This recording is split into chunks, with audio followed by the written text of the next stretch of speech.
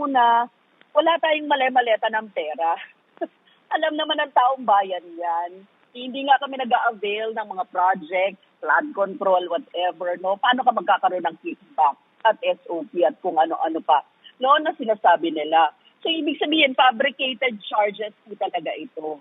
Tapos, yun nga, ang tingin talaga namin dito, ito ay para malihis, no, sa upcoming, actually, sa proceedings ngayon sa The Hague, sa International Criminal Court, dahil ngayon ay confirmation of charges ni Rodrigo Duterte, kaya siguro naglalabas sila ng ganitong mga akusasyon para maiba yung usapin. Plus, yun nga, impeachment proceedings na ni Vice President Sara Duterte, kaya malamang yung kampo nila nagkukumahog sa gumawa ng mga ganitong kwento.